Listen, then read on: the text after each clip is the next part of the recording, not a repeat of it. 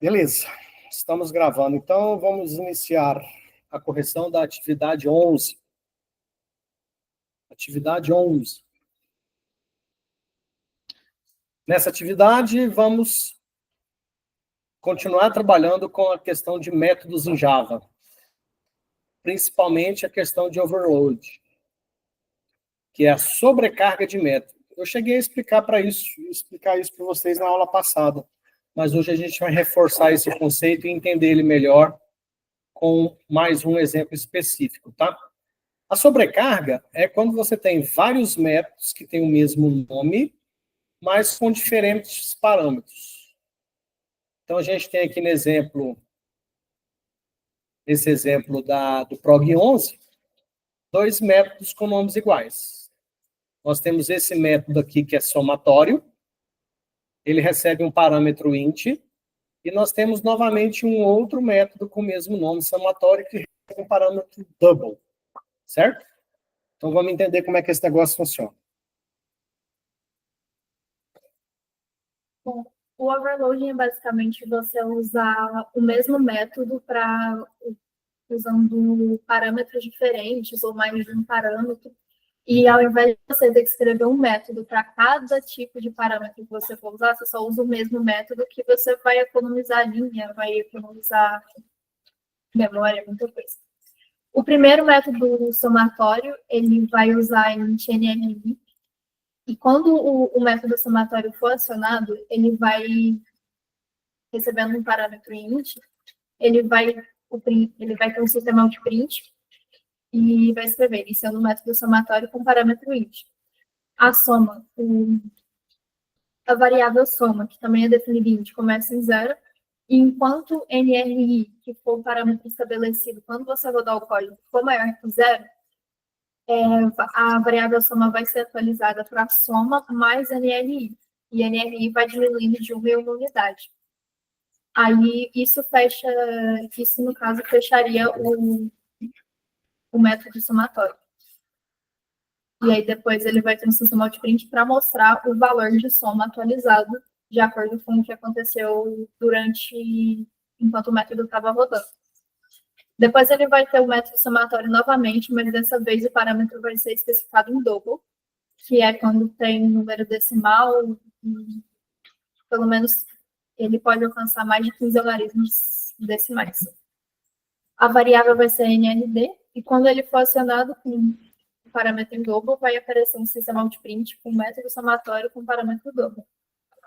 A soma vai ter uma variável chamada soma, que começa em 0, e enquanto o NND for maior que 0, a variável soma vai ser atualizada para a soma mais NRD, para a soma mais o próprio valor de soma mais NRD. E NRD vai ser atualizado diminuindo uma unidade. Depois disso, o sistema outprint exibindo o valor de soma. Aí, como aqui nesse public static void main, começa a parte que vai ser exibida quando você rodar o código. NRInt foi especificada para 50 e uma variável NRDouble, foi especificada para 34. Esse D, no final, é só para especificar que está em double, de valor. Sistema outprint iniciando o processamento em prog 11, que é essa primeira linha que aparece quando a gente roda o código. Aí a gente vai chamar o método somatório, especificando uma variável int, que no caso vai ser a variável NRInt, que foi definida ali no comecinho. E aí vai exibir soma int igual a 1275, que foi o que o sistema encontrou depois de rodar o sistema até que NRI fosse igual a 0. E depois, somatório, vai chamar o método somatório em double, e aí vai utilizar a variável NRDouble, que já foi especificada também, é 34. E aí o método somatório vai acontecer até que a variável NRDouble seja igual a 0. Beleza. Alguma dúvida, galera? Dúvidas? Então, resumindo, em Java eu posso ter dentro de uma classe vários métodos com nomes iguais, porém, não pode acontecer de ter dois métodos com parâmetros iguais, parâmetros em quantidade e tipos, né? Eu tenho aqui um parâmetro int e um parâmetro double. Então, é diferente. Então, eu tenho dois métodos chamados somatório, mas os seus parâmetros são diferentes. A quantidade é igual, todos têm um parâmetro único, porém, um é int, o outro é double, certo? Dentro de cada método tem o seu respectivo algoritmo, e aqui você vê que a gente chama o somatório passando uma variável int, depois a gente chama o somatório passando uma variável double. Então, quem olha isso aqui, ó, e não sabe desse conceito de sobrecarga, quando a gente fala de programação orientada a objeto, ele acha que está chamando o mesmo método. Mas são dois métodos diferentes. Esse aqui, quando o parâmetro é int, o algoritmo é esse. Esse aqui, quando o parâmetro é double, o algoritmo é outro. Certo? Bora lá para o prog12, então. Deixa eu compilar ele aqui. O duplo. Java C prog12.java. Compilou. Java prog12. Bora para o prog12. O que é o prog12? Que eu nem lembro. Método, escopo do método, block scope e recursão. Vixe, tem recursividade nesse negócio aqui, misericórdia. Vocês fizeram em algoritmo, vocês fizeram algum algoritmo com recursividade? Recursividade é quando você tem uma função ou um método que chama ele próprio. Então, olha só que coisa mais doida. Deixa eu só ver aqui, ó. Em Java, as variáveis só são acessíveis dentro da região. Ah, tá. O escopo é o seguinte, ó. Quando eu crio uma variável em Java, eu só tenho acesso onde elas foram criadas. Isso se chama escopo as variáveis. Deixa eu mandar quebrar a linha aqui, que vai ficar mais fácil. Visualizar. Quebra automática, linhas automaticamente. Aí sim. As variáveis só são acessíveis dentro da região em que são criadas. Isso se chama escopo. As variáveis declaradas diretamente dentro de um método estão disponíveis em qualquer lugar no método seguinte, a linha do código que for declarado. Traduzindo, eu tenho, por exemplo, vamos ver aqui. Tenho variáveis aqui, ó, int saldo conta. A partir do momento que eu estabeleci essa variável int, chamada saldo conta, eu consigo utilizar essa variável dentro do método que eu estou, que é o método main, que é o início do algoritmo, tá? Aqui, eu tenho um método somar números, que recebe um parâmetro int. Então, esse int aqui, ó, ele é acessível somente aqui dentro, porque esse que é recebido como parâmetro, ele é definido aqui também. Bom, o que mais que a gente tem de conceito aqui? A questão do escopo. Um bloco de código refere-se a todo o código entre as chaves, né? Então, o que é o escopo? Por exemplo, aqui eu tenho o método somar números. Então, abriu aqui chaves, fechou chave. Então, qual que é o escopo desse método? É esse bloco aqui, ó. É o trecho algoritmo que está dentro dele. A recursão que é a parte emocionante da brincadeira. Como é que eu sei se existe ou não recursividade dentro de um algoritmo? Por exemplo, eu tenho aqui o método somar números. Tá aqui, ó. Esse método somar números recebe um int. E dentro do próprio método, eu tenho a chamada dele. Então, olha que louco. De dentro do próprio método, eu chamo ele novamente, passando o parâmetro -1. Então, eu tenho uma recursividade aqui. Talvez depois fosse interessante a gente criar um exemplo só de recursividade para vocês entenderem. No outro exercício anterior, tinha soma, recebe soma mais alguma coisa. Mas isso aí não é recursividade, não. Recursividade é quando a chamada do método está dentro do próprio método. Olha. Então, aqui, ó, eu tenho somar números, que é a chamada do método, passando o parâmetro int, que chama quem? O método de onde já está processando o algoritmo. Você deu uma olhada nesse exemplo? Você quer explicar ele? Não, isso eu não. Você não viu, não? Então vamos lá. Então deixa que a gente resolve aqui. Bom, então vamos lá. O que é isso aqui? Bom, vamos entender a recursão, né? A recursão é isso que eu falei para vocês, ó. Se eu chamar somar número e passar 50, ele chega aqui com 50, fala, NRW é maior que 50? É. Aí ele vem aqui e fala assim, ó, então NRW mais somar número 49.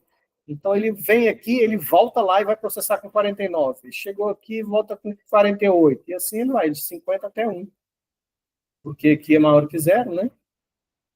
E aí quando ele termina, ele retorna 0. Condição de parada, assim como os loops, pode se deparar com problema de loop infinito. Então, se você tem uma recursividade e essa recursividade não tem um ponto de parada, não só em recursividade, às vezes você pode ter uma estrutura de repetição while, for, do while, que se a condição de parada não é atendida, seu algoritmo fica ali fritando o processador pro resto da vida. Até o sistema operacional falar assim, ó, esse cara tá meio doidão, vamos derrubar ele? Aí aparece aqui, já viu quando aparece a janela não está respondendo, do Windows? Pode ser uma das possibilidades, pode ser essa questão do loop infinito, tá? Então, tanto quando você trabalha com recursividade ou com estruturas de repetição, você tem que ficar esperto para que isso não aconteça. Bom, vamos lá. Você deu uma olhada nisso? Por onde você quer começar? Vamos começar aqui no main? Bom, aqui o método main vai começar definindo a variável int, chamada saldo conta, e depois, como a variável foi declarada, aí você pode usar ela para ser exibida, que vai ser o caso desse sistema outprint. Saldo conta já foi declarado, então podemos usar. Aí vai aparecer saldo conta. Na próxima linha, vai ter um sistema outprint exibindo que valor boleto ainda não foi declarado, então ainda não pode ser usado. Valor boleto vai ser uma variável int declarada na próxima linha. Se foi na próxima linha, ele ainda não foi processado, então não pode ser declarado.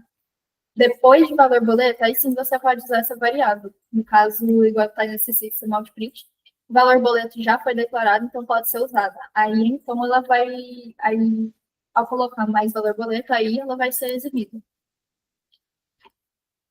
Bloco. Nesse caso, vai ser definida a int valor x, e aí vai abrir uma chave. No caso, vai ser um outro bloco.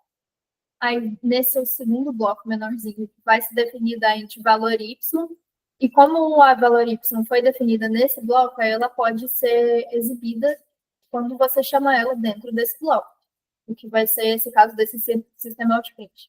Depois, fechou a chave, aí o bloco vai ser fechado. Então, você não pode mais usar as variáveis que estão dentro desse bloco, no caso, valor y. Portanto, depois dessa chave, tem um sistema outprint falando isso, que como o valor y não está no bloco que a gente está atualmente, ela não pode ser usada. Mas valor x, sim, valor x pode.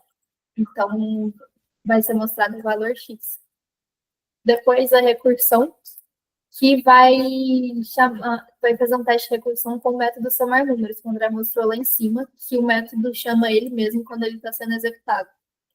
E aí vai atualizar a variável valor x, que já foi declarada, para uma variável que vai ser o resultado do método somar números com o valor 8. Então, vai chamar o método somar números, ele vai rodar com o valor 8, e aí quando ele parar de funcionar e tiver o resultado final, aí vai ser atualizado o valor da variável valor x. E aí, na próxima linha, tem um sistema outprint apenas para exibir esse valor x, que no caso vai ser 36. Beleza. Show de bola. Alguma pergunta aí ou tá todo mundo, ninguém tá entendendo nada? Então é normal. Então, se ninguém tá entendendo nada, faz parte. Deixa eu dar só uma repassada nessa, tentar ajudar a melhorar um pouquinho o entendimento dessa questão da recursividade. Olha só, aqui nós chamamos o método somar números e passamos para ele o número 8. Lembrando que o método somar números que está especificado aqui em cima, ele recebe como parâmetro um int, e ele retorna um int, ó, public static int. Esse int aqui, ó, antes do somar números, indica que esse método devolve o número int. Então, esse return aqui, ó, é um return que devolve ou 0 aqui, ou devolve esse resultado dessa expressão matemática aqui. Tá? Então, quando eu chamo esse somar números e passo para ele o número 8, chegou o número 8 aqui. Aí ele pergunta, número 8 é maior que 0? É. Então, 8, eu vou devolver 8 mais. Mais o quê? Somar números com 7. Então, ficou um 8 mais alguma coisa aqui pendente. Aí ele chega a somar número aqui com 7. 7 é maior que 0? Sim. Então, ele vai somar 7 mais 6. Então, já temos um 8 pendente, agora ficou um 7 pendente, e vamos chamar os números com 6. Até que ele vai chegar aqui, ó, com 0. Aí voltou, aí devolve 0. Aí fica devolvendo. Devolve 0, devolve 1, devolve 2, devolve 3, devolve 4, devolve 5, devolve 6, devolve 7. Isso tudo vai somando aqui, ó, e dá esse resultado que a gente viu aqui, ó, 36. Esse 36 é o resultado de 8 mais 7 mais 6 mais 5 mais 4 mais 3 mais 2 mais 1, que foi somado nessa forma de recursividade aqui, tá? Quem nunca teve experiência, gente, com recursividade, se vocês não fizeram isso na disciplina de algoritmos, depois dá uma pesquisadinha na internet, estuda um pouquinho mais disso aí, que isso é muito importante, tá? Tem problemas no dia a dia aí, que você vai escrever algoritmo, que às vezes recursividade é uma ótima estratégia para você obter um resultado para determinados problemas que você vai escrever algoritmos, tá? Resumindo a atividade 12, né? É a questão de escopo, tá? A recursividade caiu de paraquedas nessa atividade, eu não sei se nas próximas volta esse assunto, mas é importante a gente entender o escopo, tá? E a questão do escopo, acho que ficou bem exemplificada nesse bloco aqui, ó, tá? Ou seja, eu tenho aqui, ó, saldo conta. Onde é que eu posso usar saldo conta? Dentro desse código todinho, menos dentro desse bloco aqui, ó. Porque esse aqui é um outro bloco, né? É um outro escopo. Então, esse VLRY que foi criado aqui dentro desse escopo, e o escopo é estabelecido pelas chaves, né? Então, aqui eu tenho um escopo. Ó. Essa VRLY eu só consigo usar aqui dentro desse escopo, dentro dessas chaves que foram criadas aqui. Ó. Agora, eu tenho quase certeza, eu vou testar, que esse VRLX eu consigo usar ele aqui dentro. Ó. Vamos descobrir? Eu vou colocar um mais aqui, ó, e vou tentar somar esse VRLX dentro desse bloco aqui, ó. Então, eu tenho esse escopo, que está definido dentro de chave, e eu vou tentar usar esse VLRX aqui dentro. Se não puder, vai dar erro na compilação. Nós vamos descobrir agora. Ó. Java-C Prog 12. Compilou. Vamos rodar?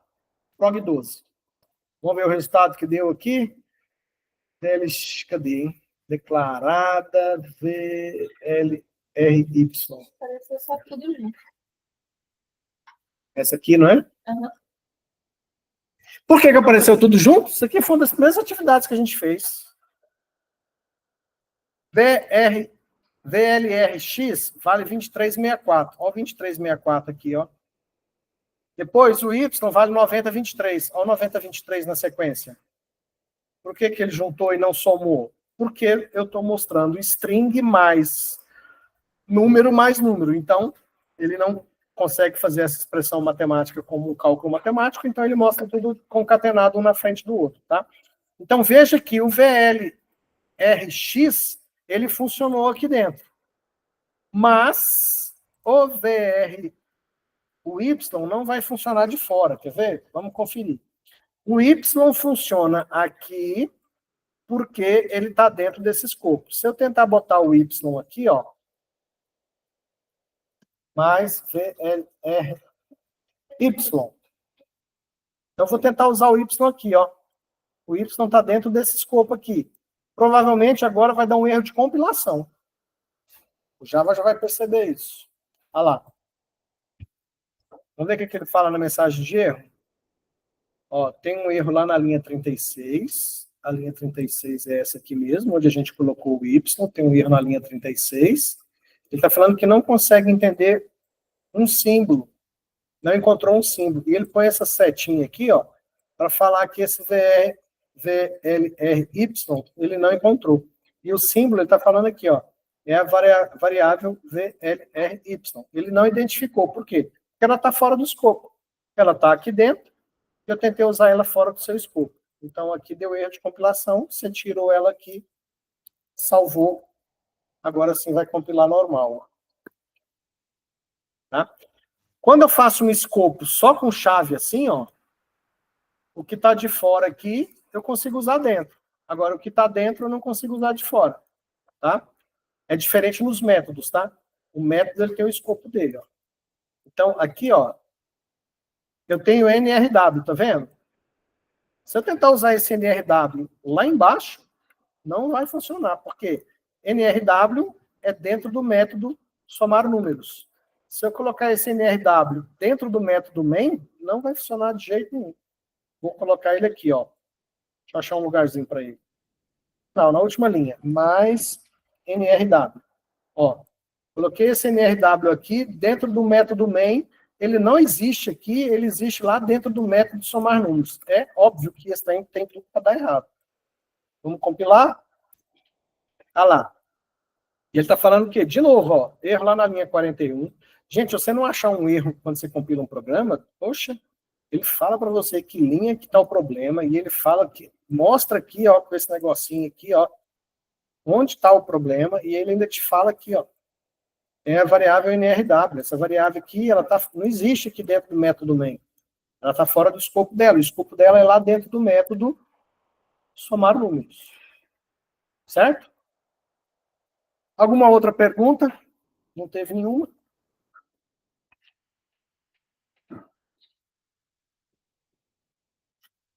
Beleza, então encerramos aqui a correção das atividades PROG 11 e PROG 12. Professor, Oi? você vou fazer aqui uma fila no Java. Então, para ler a resposta, geralmente no Fila, pilha, todos esses tipos de estruturas de dados, você pode só usar as estruturas de repetição mesmo. While, do while. Mas, eventualmente, você pode tentar usar a recursividade também. Então, para ler a resposta, tem que colocar o read, não é? Geralmente no Pascal C. Aí você está falando de outra linguagem de programação, né? Então, Mas a gente pode trabalhar com fila e pilha usando, por exemplo, o vetor, array. Eu posso ter um array com 10 elementos e posso empilhar os 10 elementos desse array, considerando que eu não posso acessar o array aleatoriamente. Eu teria que tirar o elemento 10 para ter acesso ao 9, teria que tirar o elemento 9 para ter acesso ao 8. Aí você estaria trabalhando com uma pilha, né? Então, esses conceitos você consegue simular eles com um array e com as estruturas de repetição. For, while, do while. Certo? Algo mais? Eu vou fazer o seguinte, me lembra na semana que vem, como as atividades agora ficam um pouco mais complexas, eu vou liberar essas atividades para vocês na quinta. Libera para vocês na quinta, aí vocês já vai amassando barro nela de quinta para sexta, para que na sexta você já tenha compilado, testado, porque olha só, não é só digitar. Quem está realmente querendo aprender Storos para virar um programador, a sugestão é, digita esse negócio. Pedir o colega para mandar copiar já digitado, você não vai aprender piciroca nenhuma. A não ser que você não queira ser programador. Se não quer ser programador, aí faz do jeito que você achar melhor. Não tem problema não. Mas se quer aprender, digita, compila, roda, olha linha por linha do código, altera o código para ver o que acontece, igual eu fiz aqui, ó. Para testar esse negócio, para ver se esse negócio de escopo funciona. O que eu fiz? Alterei o escopo, compilei, testei para ver se dá erro mesmo. Muda os valores, muda o código, tenta pôr a sua ideia no negócio e fazer um teste. Então, quem quer ser programador, eu vou começar a disponibilizar essas atividades na quinta para você conseguir digitar isso com calma, você quebrar a cabeça, para você chegar aqui na sexta mais com as suas dúvidas, para você tirar as dúvidas. Assim pode ser que a aula fique mais produtiva. Certo? Fechou? E aí, se você quer ser programador, que bom, viu? Porque eu tenho emprego sobrando. Tem emprego sobrando. Mas não tem programador, ninguém quer fazer esses negócios divertidos. Todo mundo quer ficar pegando pincelzinho, esfregando em placa. Sei que o futuro dá isso. Mas fiquem à vontade para escolher onde vocês querem ir. Ih, pior que ficou gravado tudo isso que eu falei. Mas não tem problema, não. Cada um faz o que te faz feliz, certo? Encerramos por hoje.